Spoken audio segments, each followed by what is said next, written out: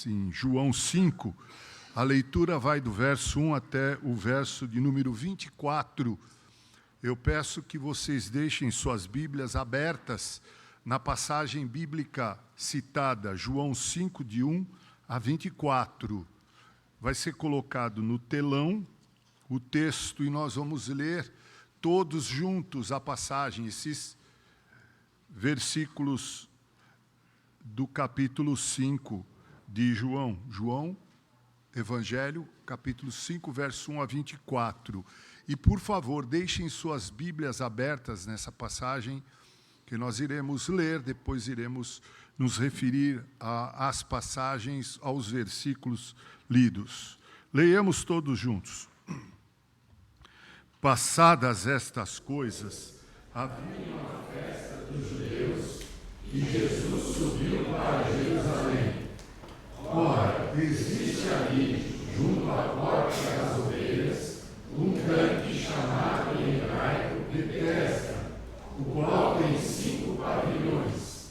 Nestes jaziam a multidão de enfermos, cegos, coxos, paralíticos, esperando que se movesse a água, porquanto um anjo descia em certo tempo agitando-a. E o primeiro que entrava no tanque, uma vez agitada a água, sarava de qualquer doença que tivesse. Estava ali um homem enfermo havia 38 anos. Jesus, vendo-o deitado, e sabendo que estava assim havia muito tempo, perguntou-lhe: queres ser curado? Respondeu-lhe o enfermo: Senhor, não tenho ninguém que me ponha no tanque quando a água é agitada, pois enquanto eu vou, desce outro antes de mim. Então lhe disse Jesus: levanta-te, toma o teu leito e anda. Imediatamente o homem se viu curado e, tomando o leito, pôs-se a andar. E aquele dia era sábado. Por isso disseram os judeus ao que fora curado: hoje é sábado e não te é lícito carregar o leito. Ao que ele lhes respondeu: o mesmo que me curou me disse: toma o teu leito e anda.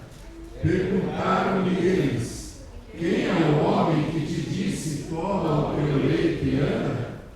Mas o que fora curado não sabia quem era, porque Jesus se havia retirado por haver muita gente naquele lugar. Mais tarde lhe pousou e lhe disse: olha que já estás curado, não peques mais para que não te suceda coisa pior. O homem retirou-se e disse aos judeus que fora Jesus quem o havia curado. E os judeus perseguiam Jesus, porque fazia estas coisas no sábado. Mas ele lhes disse: meu Pai trabalha até agora, e eu trabalho também. Por isso, pois, os judeus ainda mais procuravam matá-lo, porque não somente violava o sábado, mas também dizia que Deus é seu próprio Pai, fazendo-se igual a Deus. Então lhes falou Jesus: em verdade vos digo, que o Filho nada pode fazer de si mesmo, senão somente aquilo que viu fazer o Pai, porque tudo que este fizer, o Filho também semelhantemente o faz. Porque o Pai ama o Filho, e lhe mostra tudo o que faz, e maiores obras do que estas lhe mostrará, para que vos maravilheis. Pois assim como o Pai ressuscita e vivifica os mortos, assim também o Filho vivifica com ele a quem quer. E o Pai a ninguém julga, mas ao Filho confiou todo o julgamento, a fim de que todos honrem o Filho do modo por que honram o Pai. Quem não honra o Filho, não honra o Pai que o enviou. Em verdade,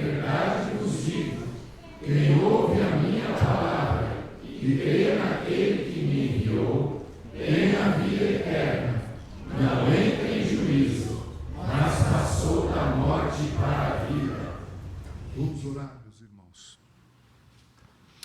Deus eterno e bondoso Pai, usa o teu servo para expor o texto lido. Perdoa os meus pecados, lava-me com o sangue de Cristo, teu Filho amado. Habilita-me a ser um porta-voz fiel da tua escritura, da tua palavra, e que ela possa ser conduzida por teu Espírito Santo aos corações, de tal forma que ela produza vida, cura, salvação. Em nome de Cristo. Amém. Há muitas perguntas importantes que são feitas, mas eu acredito que uma das perguntas mais importantes é essa: quem é Jesus? Quem é Jesus? Nós temos o compromisso inadiável, intransferível, como diria o Hernandes Dias Lopes, impostergável, de dizer isso ao mundo. Quem é Jesus? Quem é Jesus? E para dizer isso ao mundo, quem é Jesus, responder essa pergunta, nós precisamos conhecer intimamente esse Jesus. Precisamos conhecer o que a Escritura diz a respeito de Jesus. Não podemos ficar nem aquém, nem ir além do que a Escritura diz sobre a pessoa de Jesus. Quem é Jesus? Pergunta muitíssimo importante. Jesus uma vez perguntou aos seus discípulos em Cesareia de Filipe: quem dizem os homens ser o Filho do Homem? Ou seja, quem dizem os homens que eu sou? E os discípulos deram uma resposta variada. Uns dizem que tu és Jeremias, tu és João Batista, tu és Elias ou algum dos profetas. Ou seja, os discípulos disseram para Jesus que havia vários conceitos a respeito de Jesus na cabeça das pessoas de fora do convívio de Jesus. Jeremias, Elias, João Batista, alguns profetas. Isso quer dizer que eles não sabiam, na verdade, quem era Jesus. E então Jesus pergunta de novo, mas de uma forma diferente: e vocês? Vocês que vivem comigo, comem comigo, bebem comigo, dormem comigo, ouvem os meus sermões, vocês que veem os meus milagres, que fazem parte do meu ciclo de intimidade, o que vocês dizem a meu respeito? Quem eu sou para vocês? Então Pedro, representando os outros discípulos, disse: tu és o Cristo, o Filho do Deus vivo.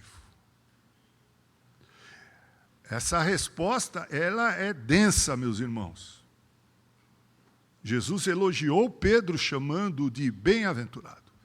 E disse que essa verdade que ele declarou com seus lábios, que Pedro declarou com seus lábios, não foi aprendida numa faculdade, nem numa aula de classe de escola dominical, nem em uma sinagoga qualquer. Jesus disse: essa verdade de que eu sou o Filho do Deus vivo, essa verdade foi meu Pai que revelou. Foi meu Pai que revelou. Quem é Jesus? Você que está em casa nos vendo pelo YouTube, quem é Jesus para você? Porque nós temos, como eu disse, uma tarefa intransferível, impostergável, inadiável, que é, ao sair daqui, hoje mesmo ou amanhã, dizer ao mundo quem é Jesus.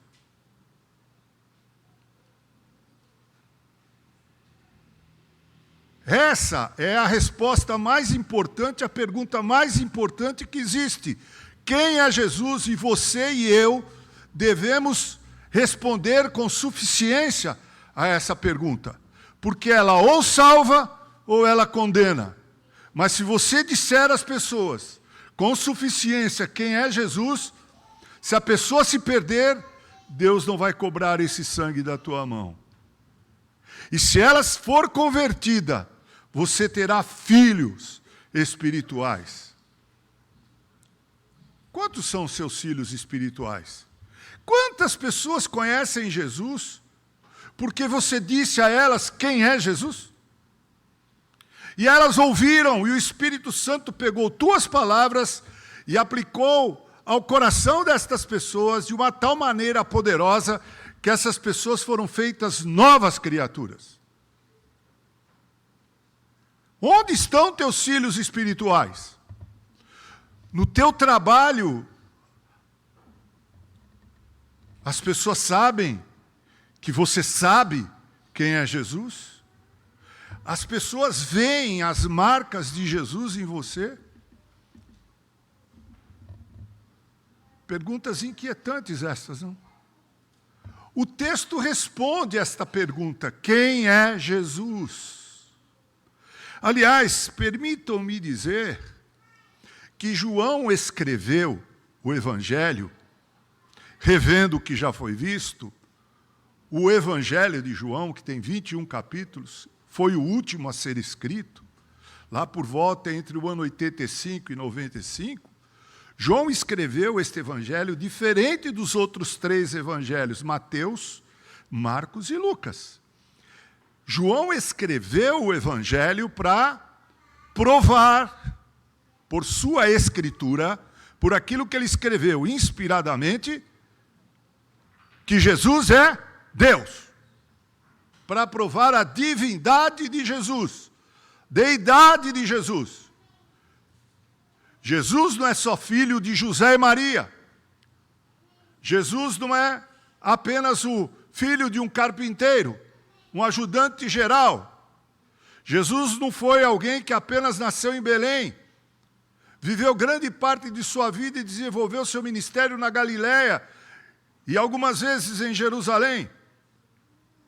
Jesus não foi alguém que foi simplesmente perseguido por suas palavras, por suas obras, e nem se deixou levar ao Calvário e foi morto e ressuscitou ao 3º dia.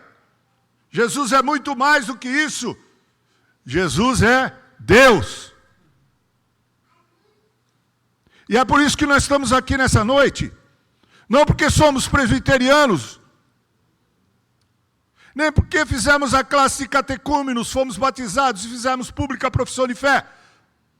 Me permita ser duro, mas realista. Muita gente fez isso, vai para o inferno. Sendo presbiteriano, batista, assembleiano. Nós estamos aqui porque Jesus é Deus. Aleluia!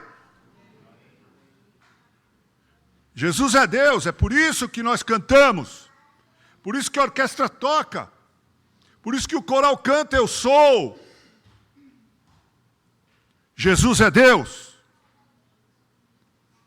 O tema da nossa pregação de hoje à noite é: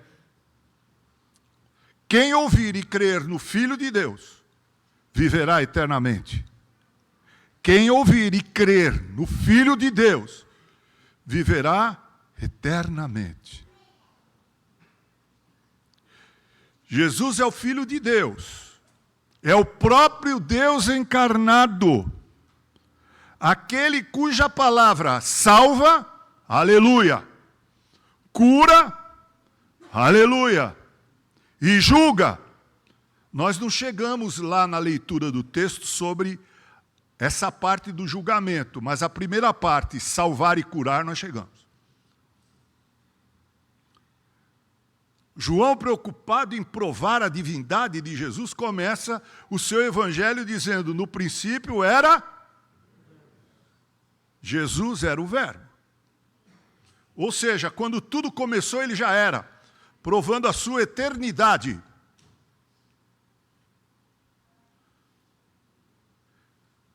E o Verbo estava com provando que ele é uma pessoa distinta de Deus o Pai. Ele é Deus, mas é distinto do Pai.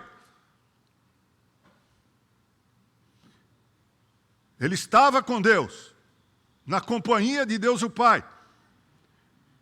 E depois João vai dizer que tudo que foi criado só foi criado porque ele também criou. Ele estava ali na hora da criação. Quando Deus o Pai disse, Fiat Lux, haja luz, ele também disse, em coro, Deus Pai, Deus Filho, Deus Espírito Santo, haja luz e houve luz. No princípio era o Verbo, e o Verbo estava com Deus, e ele termina dizendo, no versículo 1 do capítulo 1 de João, aleluia, ele diz, e o Verbo era Deus. A intenção precípua de João, o evangelista, e eu fiz um desafio aqui à igreja, vamos ler João esse ano todo, você vai ver que isso vai transformar a sua vida. A intenção precípua de João é provar a divindade de Jesus. Ele não é mais um profeta, ele é o profeta. Como disse Moisés lá em Deuteronômio 18, Deus nos enviará um profeta que será maior do que eu.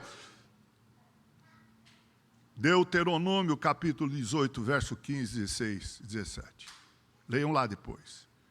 Ele é o profeta. Ele é o Verbo de Deus. Ele é o próprio Deus. Para provar essa tese de que Jesus é Deus, João começa dizendo isso. E ele era, o Verbo era Deus. Mas,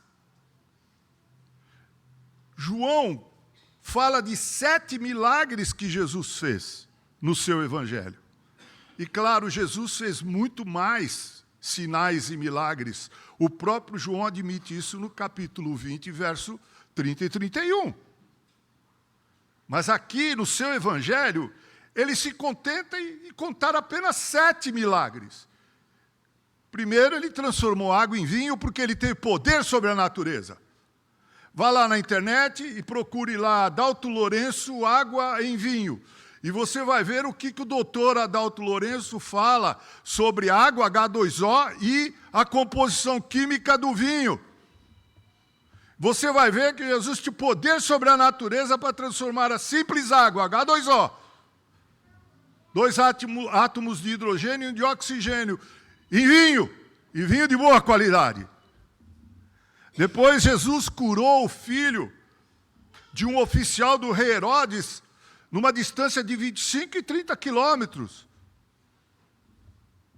Ele disse para o pai daquele moço doente, pode ir para casa, seu filho já está curado, e foi curado mesmo. Porque para Deus não existe tempo e espaço. Ele está aqui agora, aleluia! Estou bem pentecostal hoje, né? Mas é uma verdade extraordinária essa. Ele está aqui agora. Seja louvado o Senhor Jesus. Seja adorado por esse povo que se reúne aqui. Tu não estás limitado ao tempo e ao espaço. O terceiro milagre que Jesus faz é esse que nós lemos aqui. A cura de um paralítico junto ao poço de Betesda, que eu disse domingo que era a casa das olivas, alguns dizem isso, outros dizem que é a casa da misericórdia, não importa. Betesda, em hebraico, era um poço. E nesse poço havia uma multidão de pessoas, de paralíticos, doentes, de todo tipo de doença. É interessante que Jesus chega lá,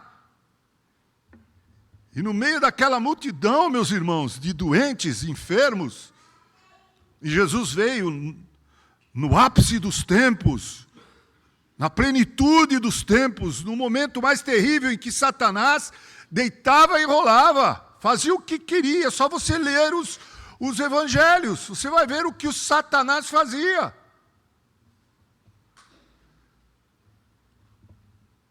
Você já viu uma pessoa endemoninhada? Quem viu aqui, levanta a mão. Pode baixar. Eu já vi. Não é coisa fácil de ver, não. Quantas você viu? Uma, duas? Acho que pouco, mas mais ou menos, não é isso? Quem viu mais de uma, levanta a mão. Vocês estão vendo o demônio em muitos lugares. Gente, coisa feia. Jesus viu vários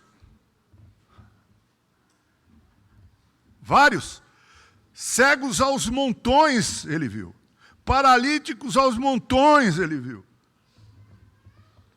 Ele veio na plenitude dos tempos, como disse Paulo, no momento mais importante da história, na dobradiça da história. Depois dele abriu-se uma nova página da história.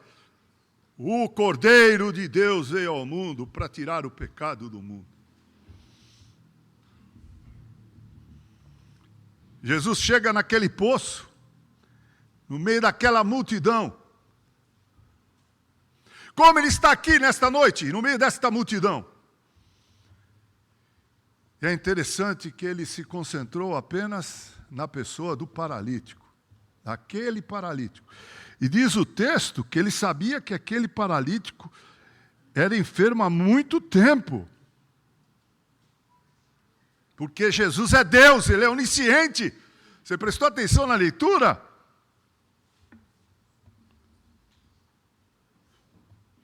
Diz o texto, Jesus vendo-o deitado e sabendo que estava assim havia muito tempo. Ele ainda não havia conversado com o paralítico. Mas ele olha para mim e para você nessa noite, nessa multidão, ele está olhando para cada um de nós. E ele sabe como está o nosso coração. Ele perscruta a nossa mente. Ele sabe o nível de sinceridade com que estamos aqui. Qual é a intenção e motivação pela qual nós estamos aqui. Jesus está presente, aleluia. Como estava no poço de Betesda, ele conhece você como conhecia aquele paralítico. Ele sabe do meu câncer, não tem dúvida. Ele sabe que se não houver milagre, mais cedo ou mais tarde, bye bye. That's life. Você olha para mim e fala, nossa, já morreu esse homem.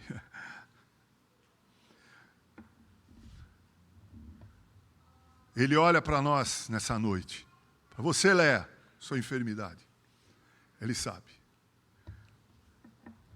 Se ele quiser, ele pode fazer por mim e por você. E por outras pessoas aqui que nem sabem que estão enfermos. O que fez com o paralítico no poço de Betesda. Mas ele pode também ver a mim, você, Léa e outros, e não fazer absolutamente nada, porque o seu plano é eterno e é perfeito. Aleluia por isso. E ele fez uma pergunta retórica, que eu talvez não faria. Mas ele, segundo seus propósitos, fez. Queres ser? A resposta foi, não, Senhor, eu estou bem assim. Não, o paralítico contou uma história. Eu estou revendo isso, porque eu já preguei sobre isso. Mas nós vamos um pouco mais à frente. Quero ser curado, sim, mas ninguém me ajuda. Porque esse é o mundo que a gente vive. 4 adolescentes matam depois de torturar um cão. E 2 deles vão passear na Disney. Esse é o mundo solidário no qual nós vivemos. O outro matou o pai e foi para casa dormir. O outro tirou a vida do pai e da mãe. O pai, policial militar, dormiu, no outro dia limpou a casa, pegou o carro, foi passear. Depois ele foi preso. É o mundo que nós vivemos, um mundo indiferente, porque pior do que ódio, que é um sentimento, é a indiferença, a frieza, a psicopatia com que se faz as coisas. As pessoas olhavam aquele homem há 38 anos e ninguém fez nada por ele, mas um dia Jesus veio àquele poço. Isso fez toda a diferença na vida daquele paralítico, como eu gostaria que fizesse nas nossas vidas, não só no aspecto físico, mas principalmente no aspecto espiritual, que de nada adianta você morrer inteirinho, perfeito, e ir para o inferno.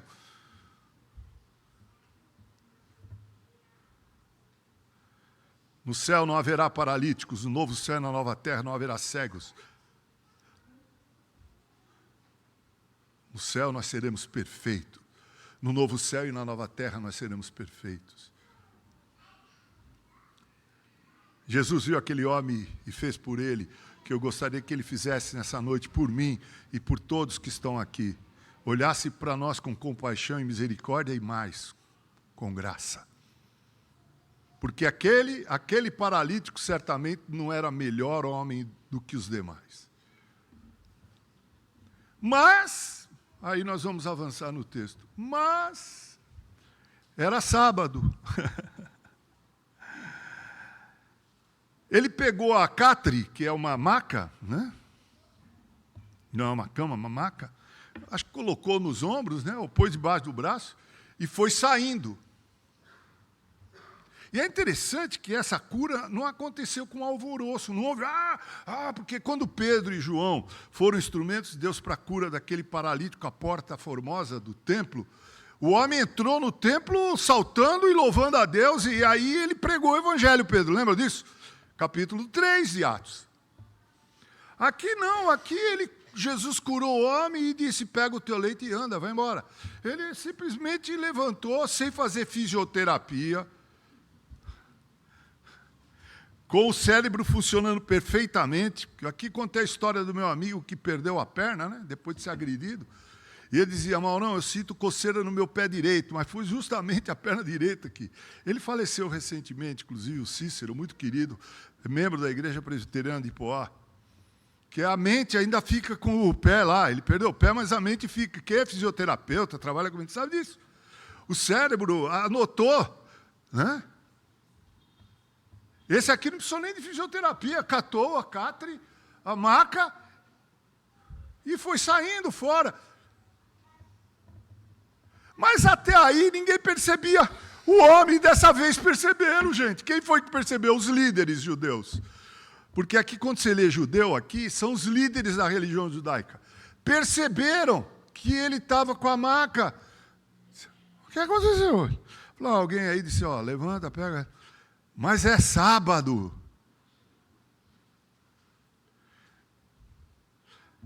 O legalismo. Alguém disse que a verdade sem amor gera legalismo. A verdade sem amor gera legalismo. Era sábado mesmo.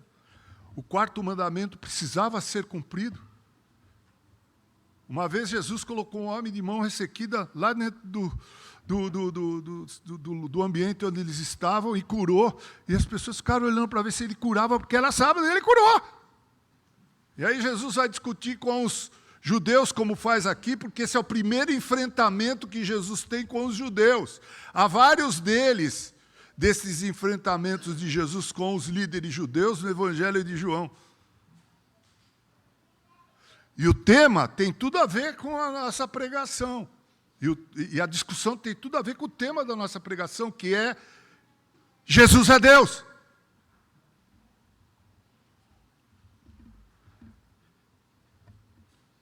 O que aconteceu com você? Você não pode estar andando, carregando maca, não, de sábado. Não, alguém aí disse para mim, pega a tua maca, e eu peguei, embora não quero mais nem saber, eu vou jogar fora isso aí. Eu vou doar, fazer uma doação. Aí eles perguntaram, quem é esse que fez isso? Eu não sei o nome. Mas nem perguntou o nome, ele nem sabia. O evento foi tão discreto que a gente perguntaria, qual é o seu nome, por favor? Quer que eu faça um pix? Não. Jesus simplesmente vendo a multidão, diferente dos milagreiros de hoje, não queria visibilidade nem propaganda. saiu furtivamente do meio da multidão. Eu não sei qual o nome dele. Eu não sei. Mas mais tarde ele encontrou com Jesus, e Jesus disse para ele: olha, não peques mais para que não te suceda coisa pior. Porque, de fato, nesse caso aqui, a sua paralisia devia estar vinculada, nem sempre é assim. Nem toda enfermidade é resultado de um pecado que cometemos. Toda enfermidade é resultado do pecado dos nossos primeiros pais, que somos uma raça caída, volúvel. Aqui, nesse caso, Jesus disse para ele: olha, não peques mais para que não te suceda coisa. A mesma coisa que Jesus disse para aquela mulher que foi colocada na frente dele e queriam apedrejar. Ele disse o quê para ela? Vai, não?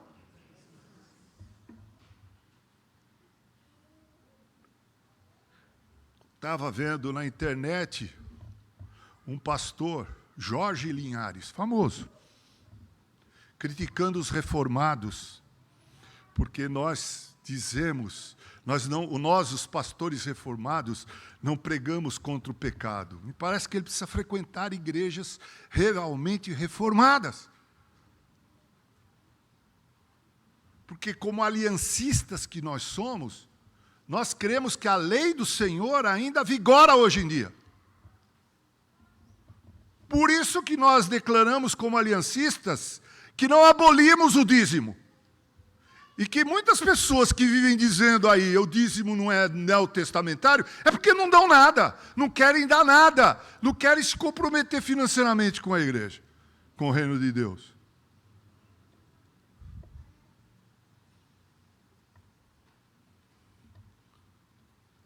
Vai, não peques mais, disse Jesus para ele, para não te suceder coisa pior. O homem retirou-se e disse aos judeus que fora Jesus quem o havia curado. Porque aí Jesus se identificou a ele. E os judeus perseguiam a Jesus porque fazia essas coisas no sábado. O legalismo, não? Mas hoje, deixa eu fazer aqui uma abordagem que não está direta no texto. No texto fala-se indiretamente legalismo.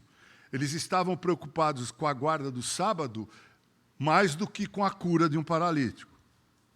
E Jesus vai dizer lá, na discussão com os judeus, na questão da mão ressequida, que o sábado foi feito para o homem, não o homem foi feito para o sábado.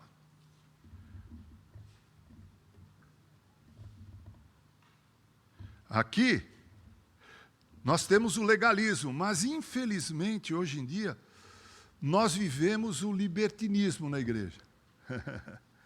O outro extremo. Interessante como nós cometemos o pecado do libertinismo, do antinomismo, nenhuma lei. Como eu disse, nós somos aliancistas. Jesus morreu por nós, nós somos salvos pela graça, mas nós temos um compromisso de cumprir a lei do Senhor, provando em nossa vida que compreendemos bem, porque Jesus disse para nós: toma o teu leito e anda. E os judeus perseguiam Jesus por causa do legalismo. Mas ele disse: meu pai, agora a situação começa a ficar mais difícil. Os embates de Jesus com os líderes judeus os embates começam aqui. Meu pai, disse Jesus, trabalha até agora e eu trabalho também. Para começo de conversa, ele chama Deus de meu. Por isso, pois, os judeus ainda mais procuravam matá-lo. Eles se lembraram do quarto mandamento, mas se esqueceram daquele mandamento que diz não. A lei é uma questão de conveniência. Às vezes eu vejo isso em reuniões de concílio. Esse ano tem reunião do Supremo Concílio. Se Deus me conceder vida e graça, eu sou um dos deputados do presbitério nascente do Rio Tietê, no Supremo Concílio.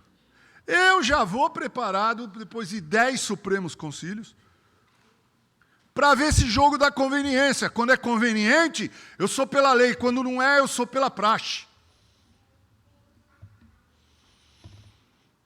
É dizer, chamaram a atenção do homem que fora curado de uma forma milagrosa, depois de 30 anos como paralítico, porque ele pegou a maca dele e estava indo embora. Mas eles, na verdade, urdiram um ódio tão grande no coração deles, porque Jesus disse, meu Pai trabalha até agora, declarando que ele era filho de Deus. O que Pedro disse, tu és o filho do Deus vivo.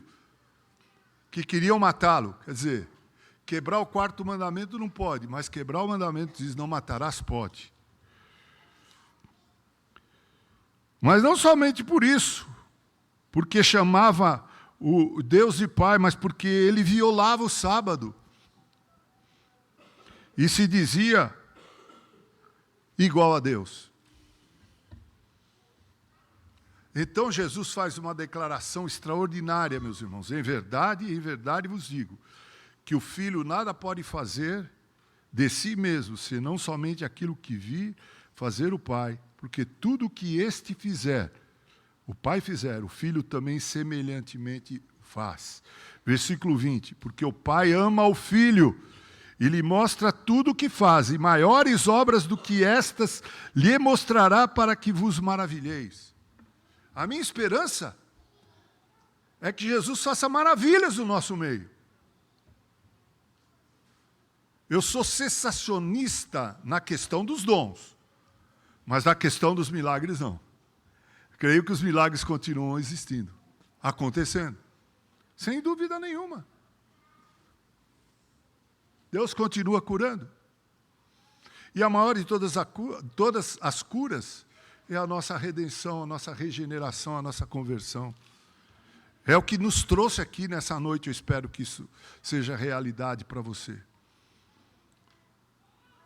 Pois assim como o Pai ressuscita e vivifica os mortos, ele não está falando da sua volta, ele está falando dos mortos espirituais dos seus dias. Assim como o Pai ressuscita, vivifica os mortos, dá vida aos mortos, assim também o Filho vivifica aqueles a quem quer. E é mesmo, porque Jesus chegou lá, a multidão de enfermos, ele quis curar aquele homem e ele curou aquele homem. Como Jesus passou naquela avenida em Jericó e quis falar diretamente com quem? Com Zaqueu. Jesus foi para Samaria, seus discípulos foram para a cidade para comprar víveres. Ele ficou no poço por um motivo. Qual era o motivo? Converter o coração da mulher samaritana e fazer dela uma missionária em Samaria. Coisa maravilhosa, meus irmãos. Jesus foi até Natanael e converteu um homem de coração bom. Porque não existe gente tão boa que não precise ser convertida. Jesus disse para Natanael, eis um homem no qual não há, mas ele precisou entender que tu és o Filho do Deus vivo, tu és o Messias. Quem é Jesus para você? Bem, você pode sair daqui super convencido, até numa releitura mais profunda e análise mais profunda do que eu estou fazendo desse texto. Mas isso não vai adiantar nada se amanhã você não começar a dizer isso para as pessoas. Jesus é Deus. Os ossos de Maomé estão no túmulo, mas os ossos de Jesus não, porque ele ressuscitou. Aleluia. Ele é Deus. E ele continua vivificando pessoas. Quando você diz para uma pessoa sobre o poder do Espírito Santo, Jesus é Deus. Jesus está vivo, como eu propus outro dia no púlpito que você dissesse. E o Espírito Santo usa essas palavras e a pessoa crê, ela passa a viver a vida, ela vivifica.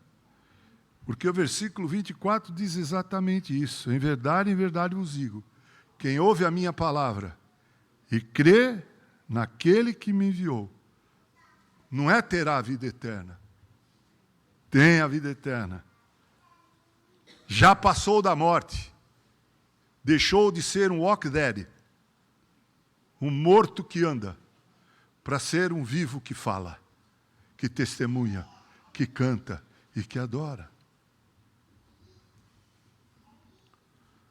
Meus irmãos, quem ouvir e crer no Filho de Deus viverá eternamente.